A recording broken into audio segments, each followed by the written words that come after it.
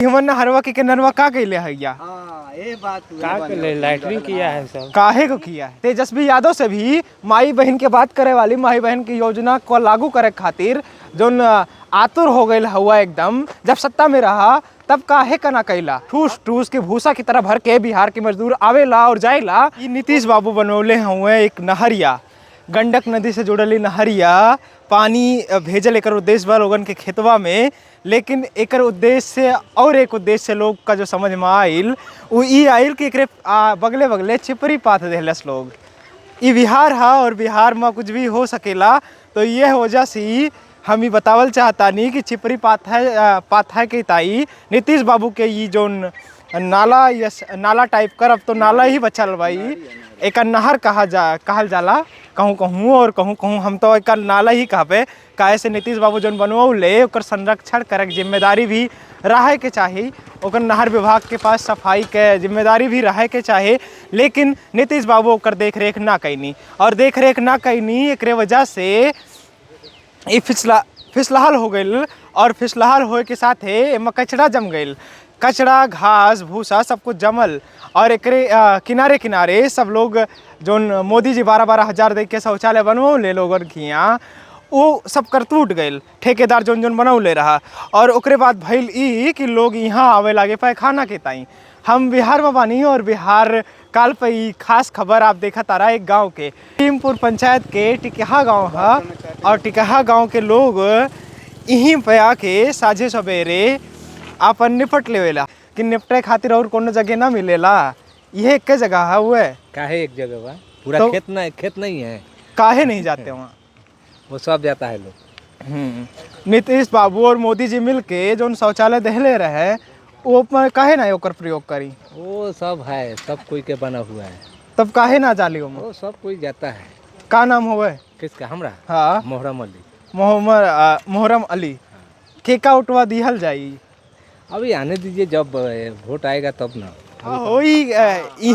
इहमन हरवा के नरवा का कैले हैया ये बात का लैटरिंग किया है सब काहे को किया है। अब इतना तो हम नहीं बता सकते काहे किया है। सब घर तो शौचालय नहीं ना होगा घर में शौचालय नहीं है। हाँ शौचालय होता तो रोड पर कोई लैटरिन तो नहीं करता। हाँ तो केकर गलती है। गलती तो ऐसे आधा सरकार का भी है गलती। सरकार के काहे गलती है। मोदी जी तो मार भाषण आगे कह रहे हैं कि सब घर घर लैटरिन बन गया है, ये बन गया वो बन गया है और आधा पैसा इन्हें उन्हें कर दे रहा है। सब कहाँ लैटरिन बनाएगा। लैटरिन बनना होता तो रोड पर थोड़ा कोई मैदान फिरता है। छिपरिया काहे पाथ देहलस लोग। ई तो एकरी ताई तो ई नहरवा ना बनल रहा। हाँ ये तो बात है। अब गाँव वाला पानी नहीं आता है। हाँ एमा पनिया काहे ना आवेला। गंडक नदी जो उनकी बाढ़ के पूरा हब हुआ है बिहार में बनाया गया। अब इसमें पानी आएगा ना तो लोग क्या करेगा, चिपरी न पथेगा। छपरा कुल तरह से बाढ़ से पीड़ित रहेला, बाढ़ से भरल रहेला और एमा गंडक नदी के पनवी ना आवेला कहाँ से होई। तब तो के जिम्मेदार हुए। तो सरकार का जिम्मेदार है। का नाम हुए। हमारा नाम सुनील कुमार है। सुनील कुमारी बतावा सरकार कौन सरकार जिम्मेदार हुए। नीतीश कह के लालू के कर नीतीश अभी सत्ता में जो है उसी के नाम लोग कह सकते हैं। नीतीश कुमार का गलती है ये तो। इहवा के सरकार इहवा के सत्तम्बा यहाँ सांसद में से तो राजीव प्रताप रूढ़ी हुए हैं। लेकिन विधायक के हुए विधायक यहाँ सुरेंद्र राम हो गए हैं। उनके कौन से दल से हैं वो शायद आरजेडी के दल से आरजेडी से हुए हैं। तब एक बार तो हम कहा नहीं कि लालू जी दोषी हुए हैं तो फिर एम काहे का लालू जी का मान लीजिए सुरेंद्र राम अभी मान लीजिए यहाँ के विधायक है तो सत्ता मेन सत्ता में तो ऐसे तो नीतीश कुमार का राज्य है तो मतलब पूरा सुरेंद्र राम तो उतना तो अपना पावर नहीं जमा सकते हैं पूछने के लिए बिहार में। अगर जो है यहाँ के अगर वो नीतीश कुमार का सरकार होता तब नहीं पूछ सकता। तब का करे के चाहिए जैसे ही सही हो जाए चलत रही और बतियात रही। थोड़ा सा हम जाने चाहता नहीं का सोचेला बिहार के युवा। फिर से 25 आ गई बा और चुनावी रणभेरी बच चुकल बा। सब राजनीतिक दल अपने अपने हिसाब से तैयारी कर रहा बा, चाहे वो जेडीयू है आरजेडी है और चाहे एक नया दल पैदा भइल बा जनसुराज। ओकर सबकर महत्वाकांक्षा का बा तो आप सब बताई कैसे आप सब बिहार से हुए और हम बाहर से आके बिहार में भोजपुरी बोल के आपका लुभावे के प्रयास करतानी जैसे आपका ये दिखा सकी कि बिहार की स्थिति वाकई है का। बिहार दुनिया के और भारत के सबसे पिछड़ा राज्य में एक गिनती काहे होला और यहाँ के लड़का जब बड़ा होला तो वो और कुछ ना सिर्फ मजदूर बने खातिर मेहनत करला। वैसे बिहार का प्रतिमान बहुत बड़ा बड़ा बा और बिहार के लड़के बहुत बड़े बड़े पद पर हुए हैं, लेकिन जब बिहार से वो भाग जाला तब बिहार से बड़ा बड़ा पद पावेला बिहार के लड़के, लेकिन वो बिहार में रह के कोनो बड़ा पद ना पावेला। बिहार के लड़के जो बिहार में रहेला वो सिर्फ मजदूर बनेला। एकरे पीछे जिम्मेदार के बा ये तो हम आप पर छोड़तानी, लेकिन दिक्कतियाँ यही बतिया के बा कि ट्रेनिंग में भर भर के पलायन करे वाले बिहार के लड़कन के स्थिति काहे बिहार में खराब बा। एक स्वच्छ अगर निचोड़ निकाले के होखी तो कैसे निकली, ओकरे विषय में हम आपसे जानकारी चाहतानी। हम आप तक की जानकारी ये हमारा प्रेषित करतानी, काहे से विकास के बाहर लावे के वादा नीतीश और लालू कई वर्ष से करतानी और उनके साथ मिलके एनडीए और महागठबंधन के लोग भी करतानी। लेकिन स्थिति यह बा, यहाँ जहाँ हम खड़ा है या विधानसभा के विधायक हूँ सुरेंद्र जी, और सुरेंद्र जी आरजेडी से विधायक हुए और वो अब मीडिया में ना आवे चाहेला, काहे से सवाल से कतराएला, सवाल से भागेला। काहे कि विकास कैनी ना 5 साल तक, और पहले जब विधायक रहनी तब वो विकास ना कैनी और यही के मारा मीडिया में वही ना चाहेला।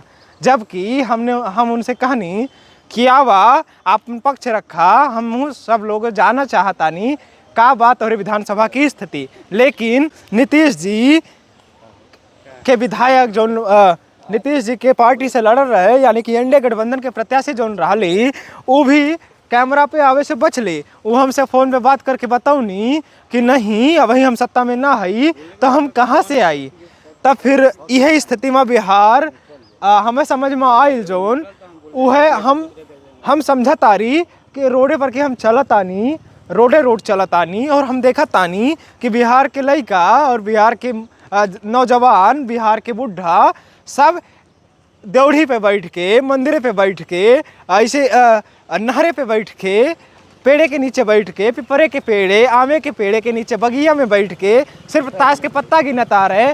उनका राजनीति से, बिहार की संस्कृति से, बिहार से और उनका लड़का जो दूर दूर जाके मजदूरी करता रहे उनसे कोनो मतलब ना होखी। हमें जैसे लागता हर चौक चौराहा पे, हर पेड़ के नीचे, हर छाव में आपका 10 बिहारी ऐसे मिली जो ताश के पत्ता खेलत हुई और ताश के पत्ता खेल के बताई कि बिहार में आप आ गए बानी। ओकरे बाद अगर ऐसे बच जाई आप तो फिर आपका देखी रोडे के किनारे गंदगी लैटरिंग के रूप में, और लैटरिंग मोदी जी बनवले बा। आए रहे मोदी जी यहाँ तो वो कहनी कि हर घर शौचालय कर देनी, बेटी बहन की इज्जत बढ़ा देनी। हम पूछल चाहतानी तेजस्वी यादव से भी माई बहन के बात करे वाली माई बहन की योजना को लागू करे खातिर जो आतुर हो गई हुआ एकदम, जब सत्ता में रहा तब काहे का ना कैला और सत्ता में रहला तब ना करला, तब अब काहे उत्सुकता जगल बा कि हम माई बहन योजना चलाऊ। माई बहन योजना के मानक के बारे में ओकर पूर्ति कैसे हुई एक बारे में पता ही ना बा और माई बहन योजना चलावे के बात करतानी। मोदी जी से पूछल चाहतानी जब जोन योजना आप लागू कर देला, नीतीश जी से पूछल चाहतानी जब जोन योजना आप लागू कर देला वो योजना का धरती पर चरितार्थ करे खातिर के आई, बताई ना। धरती पर ओकर लागू करे खातिर के आई। अब जैसे इ नहर बना देली आप 6 साल हो गए, एक बार सफाई काहे ना भइल, एमा कहीं पड़ गई। बड़का बड़का लोग आके, बुढ़िया माई आके यहाँ कंडी पाथ देलेस, कंडी उपली का बोले लाए का हमें ना पता सही से, लेकिन कंडी पाथ देली। ओकरे बाद एकरे किनारे किनारे घर बना के पैखाना जाए लागी, सब पैखाना भी बना देली एकरे किनारे। तो वो जो 12,000 मोदी जी देले रहने पैखाना की ताई वो पैसवा कहाँ गई, ओ के खा गए ये हमें ना पता, पैखाना के पैसा खा के। लेकिन स्थिति यह है बिहार के, ये हमारा हम चाहतानी कि एक प्रत्यक्ष समीक्षा किहल जाए बिहार की स्थिति पर और बिहार की दुर्दशा पर। काहे के बिहार मजदूरन के फैक्ट्री हुए, काहे के हमरे उत्तर प्रदेश से जाए वाली हर एक ट्रेनी में बिहार के मजदूर ठूस ठूस के भरी जाला और दिल्ली से, बम्बई से, सूरत से, जहाँ से भी हम ट्रेनी में सफ़र करीला, चाहे वो एसी हो, चाहे फर्स्ट क्लास में सफ़र करी ना, चाहे जनरल बोगी में, चाहे स्लीपर बोगी में, ठूस ठूस के भूसा की तरह भर के बिहार के मजदूर आवेला और जाएला। ओकर असली वजह का बा, बिहार के लोगन का यहाँ रोजगार काहे ना मिलेला और बिहार के लोग जागरूक काहे ना बा, ये सब सवाल बिहार के लोग से पूछतानी और तमाम लोगन से, तमाम नेतन से पूछतानी जो बिहार बदले के सपना चरितार्थ करता रहे। आप एक बारे में का सोचेला, अपन राय जरूर दा। आप बिहार काल देखत रहला और बिहार काल के मंच पर आपकर स्वागत बा। लेकिन बिहार की स्थिति है बा, बड़ी दयनीय दशा बा। एकरे बारे में विचार करे के जरूरत बा। बिहार के लोग वे जब ताश के पत्ता उछाल रहा बा, उनका देश से राज्य से कोई मतलबे नहीं बा, तब कैसे बिहार बदली?